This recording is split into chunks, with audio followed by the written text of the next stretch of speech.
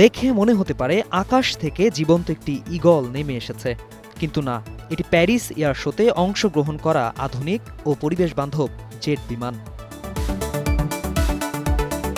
Embraer E195 E2 হল Brazilian বিমান নির্মাতা কোম্পানির এমব্রেয়ারের তৈরি একটি উন্নত রিজিওনাল জেট বিমান। রিজিওনাল জেট বিমান বলতে বোঝায় ছোট থেকে মাঝারি দূরত্বের রুটে যাত্রী বহনে নির্মিত বিমান। এগুলো সাধারণত আন্তঃশহর বা ছোট দেশে কম দূরত্বের জন্য ব্যবহার করা হয়। এটি জ্বালানি সাশ্রয়ী, আধুনিক সিস্টেম ও অন্যান্য জেট ইঞ্জিনের তুলনায় অনেক কম শব্দ তৈরি করে।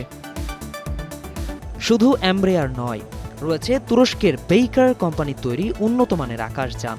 এই ড্রোনটি ছোট রানওয়েতে ওঠানামা করতে পারে, 280 কেজি পর্যন্ত বিস্ফোরক বহন এবং টানা 24 ঘন্টার বেশি সময় উঠতে পারে। প্যারিস এয়ার শো যেন প্রযুক্তির এক মহামঞ্চ। কি নেই এখানে?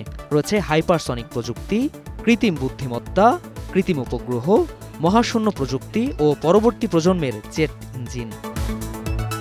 প্যারিস এয়ার শো কেবল সামরিক বাহিনীর জন্য নয়, এটি একটি বিশাল মঞ্চ যেখানে বিভিন্ন দেশের প্রযুক্তি, বাণিজ্য, কূটনীতি ও বেসামরিক বিমান পরিবহন কর্তৃপক্ষের বিশাল জমায়েত। তবে এই এয়ার শোয়ের প্রথম দিনেই ঘটে গেছে উত্তেজনাকর ঘটনা। ইসরায়েলের 4টি প্রধান স্টল বন্ধ করে দেয় ফ্রান্স।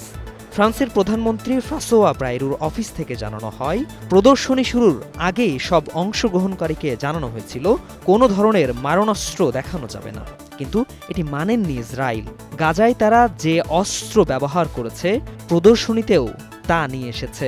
স্টল বন্ধ করে দেওয়ায় ক্ষুব্ধ প্রতিক্রিয়া জানায় ইসরায়েলি প্রতিরক্ষা মন্ত্রণালয়। একে অগ্রহণযোগ্য, রাজনৈতিক ও বাণিজ্যিক স্বার্থ বিবেচনায় নেয়া বলে অভিযোগ করে। ফ্রান্সের প্রেসিডেন্ট ইমানুয়েল ম্যাখো ইসরায়েলের আত্মরক্ষার অধিকারকে সমর্থন করলেও ইরানের উপর হামলার বিষয়ে দ্বিমত প্রকাশ করেছেন। আয়োজকরা জানান, দুপক্ষের মাঝে সমঝোতার চেষ্টা করছেন তারা। তবে বাজিমাত করেছে তুরস্কের নিজস্ব প্রযুক্তির তৈরি কান ফাইটার জেট, যা খুব সহজেই রাডার এড়িয়ে চলতে পারে। এটি রপ্তানি বিষয়ে একাধিক দেশের সঙ্গে আলোচনা চলছে বলে জানিয়েছেন টার্কিশ অ্যারোস্পেস ইন্ডাস্ট্রিজের প্রধান নির্বাহী মেহমেত দেমিরোগলু। 26 জুন থেকে শুরু হওয়া প্যারিস এয়ার শোর পর্দা নামবে আগামী 22 জুন, আর 20 জুন থেকে এটি উন্মুক্ত হবে সাধারণ দর্শনার্থীদের জন্য। শাহানুর ইসলাম, স্টার নিউজ।